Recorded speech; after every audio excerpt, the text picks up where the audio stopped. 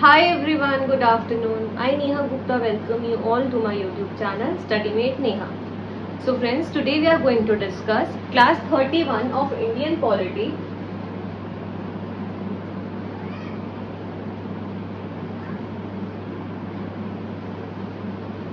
As you all know that from the past few days, from the past few classes, we are discussing about fundamental rights that are mentioned in the Indian Constitution.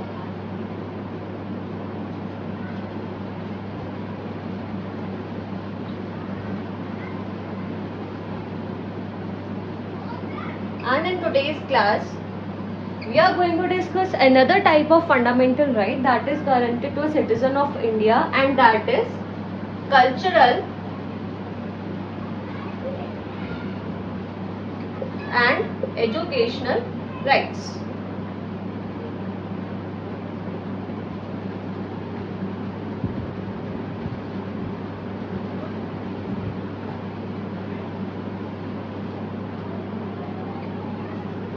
तो जो आज की class है हम उसमें एक और तरीके का फंडामेंटल राइट डिस्कस करेंगे जो कि है कल्चरल एंड एजुकेशनल राइट्स। तो फ्रेंड्स, जो हमारी इंडियन सोसाइटी है, we all know that it is uneven. कुछ सेक्शन ऑफ पीपल मेजॉरिटी में बिलोंग करते हैं एंड कुछ सेक्शन ऑफ पीपल माइनॉरिटी में बिलोंग करते हैं। मतलब आप मेजॉरिटी एंड माइनॉरिटी कैसे बेसिस पर डिफाइन कर सकते हो? अलग अलग बेसिस है। But when you talk about this right, we consider three most important bases, like one of it could be linguistic, कि कोई linguistic basis पर minority या majority में divided है। Second base could be religion, कि कोई एक पर्टिकुलर रिलीजन या फिर कोई भी रिलीजन एक कंट्री में ज्यादा लोग फॉलो करते हैं, एंड पर कुछ कुछ लोग ऐसे भी हैं जो उनसे हटके अपना कोई रिलीजन फॉलो करते हैं। And third base for it could be culture, कि कुछ सेक्शन ऑफ सोसाइटी का कल्चर अलग है एंड कुछ लोगों का जो कि थोड़ी कम मात्रा में है उनके कंपैरिजन में, वो एक अलग कल्चर फॉलो करते हैं।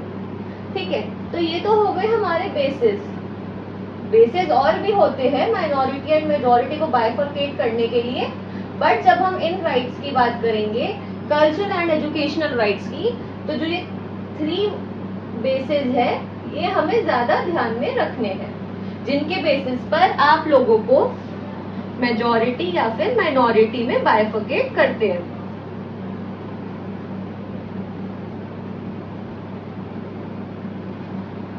ठीक है, ये तो हो गई बेसिस की बात। अब हम ये देखते हैं कि जो कल्चरल एंड एजुकेशनल राइट्स है वो क्या कहते हैं, मतलब उनका एक बेसिक आइडिया क्या है।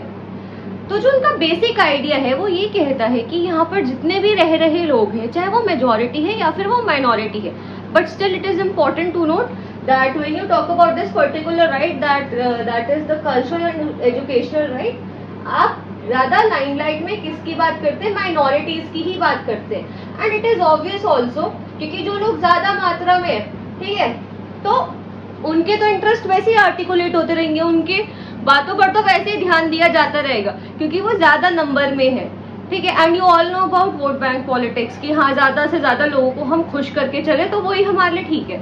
बट जो कॉन्स्टिट्यूशन मेकर्स थे एंड जो हमारा कॉन्स्टिट्यूशन की स्पिरिट है, मतलब दे वर ऑल अवेयर कि हाँ आगे आने वाले टाइम में ऐसी प्रॉब्लम्स अराइज हो सकती है एंड माइनॉरिटीज एंड मेजॉरिटीज के बीच में ऐसा एक कंटेंशन बन सकता है, एक ऐसा इशू अराइज हो सकता है, एक मतलब क्योंकि उनको पता है ना कि हमारी इंडिया कितनी डाइवर्स कंट्री है। तो इसीलिए हमारी कॉन्स्टिट्यूशन में हमें फंडामेंटल राइट प्रोवाइड करा, जिससे हम ये कहते हैं कि जितनी भी कल्चरल, लिंग्विस्टिक या फिर रिलीजियस माइनॉरिटीज हैं, हम उनके कल्चरल एंड एजुकेशनल राइट्स को प्रिजर्व करेंगे एंड उनको इक्वली वो प्रोवाइड भी करा जाएगा बाकी लोगों के कंपैरिजन में। ओके, बट जिससे हम आर्टिकल की बात करते हैं कि कौन कौन से आर्टिकल्स में मेंशन्ड है, तो जो आपके कल्चरल एंड एजुकेशनल राइट्स है वो आपके आर्टिकल 29 एंड आर्टिकल 30 में मेंशन्ड है।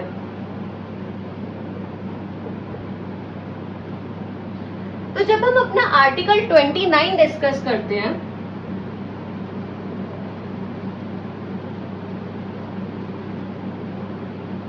तो वो क्या कहता है? जो आपका आर्टिकल 29 है उसकी क्या हेडिंग है? Protection of interest of minorities. तो जो आपका आर्टिकल 29 है, जो कि ऐसे पढ़ा जाता है protection of interest of minorities, तो जब हमने स्टार्टिंग में ही क्लास की डिस्कशन करी थी कल्चरल एंड एजुकेशनल राइट्स के बारे में, तो इसमें हमने यही बोला था कि जो भी माइनॉरिटी ग्रुप है and if they are considered as a minority on such basis like linguistic basis, मतलब वो कुछ अलग भाषा बोलते हैं मेजॉरिटी से, या फिर उनका कोई अलग रिलीजन वो फॉलो करते हैं, या फिर वो किसी अलग कल्चर से बिलोंग करते हैं, अगर ऐसा कोई भी केस है, अगर ऐसी कोई भी माइनॉरिटी है, तो उसको पूरा हक है to maintain, to preserve and to propagate their culture and language. Okay, ये आपकी होगी आर्टिकल 29 की introduction. But when you are asked to write about the pointers of the article 29, तो आपको दो बातें दिमाग में रखनी पड़ेगी। क्या वो दो बातें हैं? कि ये एक तो कम्युनिटी लेवल पर बात करता है और एक ये इंडिविजुअल लेवल पर बात करता है।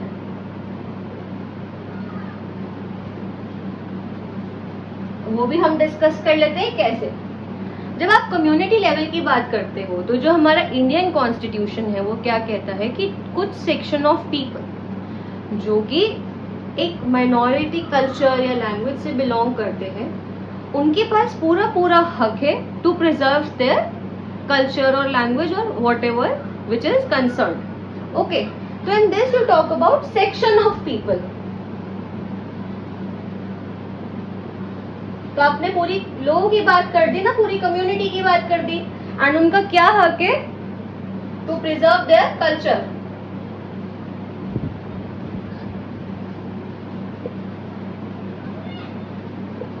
ये हो गई आपकी कम्युनिटी लेवल की बात, ये आपका बन गया पहला पॉइंट।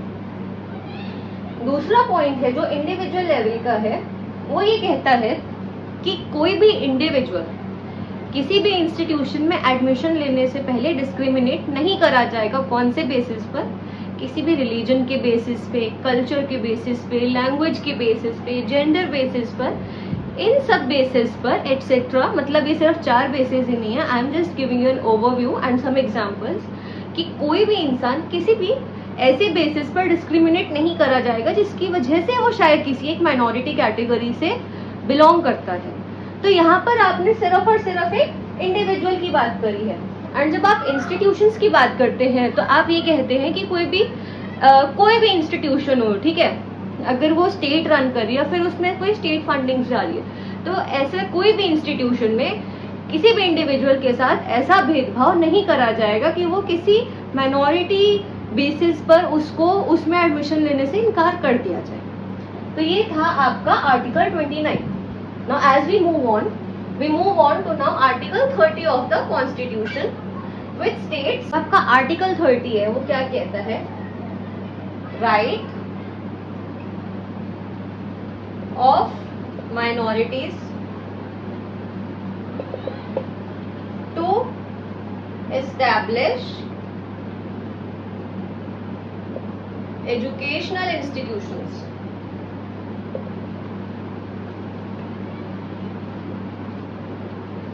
बहुत सिंपल सा है ये। तो ये कहता है कि जो माइनॉरिटी कम्युनिटीज है उनके पास ये पूरा हक है कि वो अपने कल्चर या फिर अपने लैंग्वेज स्पेसिफिक उसको, जैसे हमने स्टार्टिंग में ही पढ़ा कि हर कम्युनिटी के पास राइट है अपने कल्चर और लैंग्वेज को प्रिजर्व करने का, मेंटेन करने का एंड प्रमोट करने का।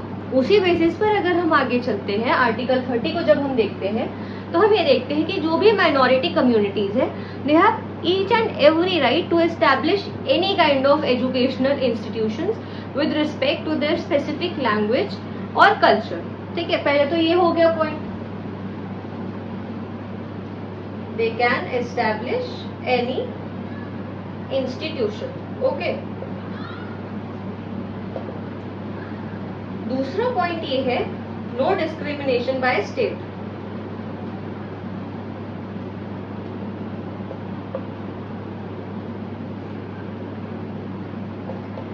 नो डिस्क्रिमिनेशन बाय स्टेट को जब हम फर्दर एलैबोरेट करते हैं तो इसका मतलब ये है कि लाइक यू एज नो कि जो गवर्नमेंट है वो अलग अलग इंस्टीट्यूशंस को फंडिंग्स देती है, एड देती है, कुछ वो मॉनेटरी हो चाहे कैसी भी हो, मतलब मेजॉरिटी हम पैसों की ही बात करते हैं जब हम एड की बात करते हैं। कुछ ऐसे फंड्स बनाए जाते हैं जिनसे उनकी स्मूथ रनिंग इंश्योर हो पाए। ओके, तो अगर कोई ऐसे इंस्टीट्यूशन है जो किसी माइनॉरिटी कम्युनिटी ने खोला है या फिर जिससे माइनॉरिटी कम्युनिटी ऑपरेट कर रही है, तो ऐसे इंस्टीट्यूशंस भी इक्वली एलिजिबल होंगे उन स्टेट फंडिंग्स के लिए, एंड उनको इस बेसिस पर पीछे नहीं छोड़ा जाएगा या फिर डिस्क्रिमिनेट नहीं करा जाएगा। लाइक एज इन की अगर कोई इंस्टीट्यूशन मेजॉरिटी कम्युनिटी ने खोला है तो उसको तो ज्यादा पैसों की हेल्प मिल गई, पर अगर वहीं पर एक माइनॉरिटी कम्युनिटी की बात कर दी तो उसको उसके कंपैरिजन में थोड़े कम पैसे मिल गए। ऐसा नहीं होगा, ऐसे किसी भी तरीके की डिस्क्रिमिनेशन नहीं करी जाएगी। जो स्टेट है वो इस मैटर में इम्पार्शियल रहेगी, चाहे कोई इंस्टीट्यूशन माइनॉरिटी कम्युनिटी का हो चाहे वो मेजॉरिटी कम्युनिटी का हो, वो इक्वल फंडिंग्स के लिए एलिजिबल है। बाकी वो स्टेट की मर्जी है कि वो किस हिसाब से कितनी फंडिंग्स देती है, पर किसी भी इंस्टीट्यूशन को सिर्फ और सिर्फ इस बेसिस पर डिस्क्रिमिनेट नहीं करा जाएगा कि वो एक माइनॉरिटी कम्युनिटी के द्वारा ऑपरेट करा जा रहा है। And one more thing that is important to note है कि जो आर्टिकल 30 है, like it is talking about a particular section of people, and वो किसकी बात कर रहा है, वो सिर्फ और सिर्फ यहाँ पर माइनॉरिटी की ही बात कर रहा है।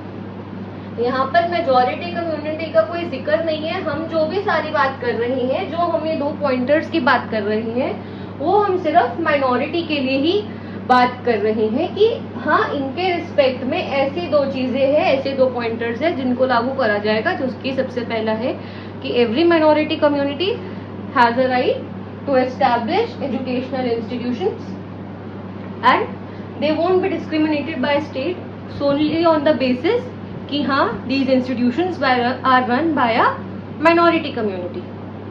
So students, this was your class 31 in which we discussed fundamental right of cultural and educational rights.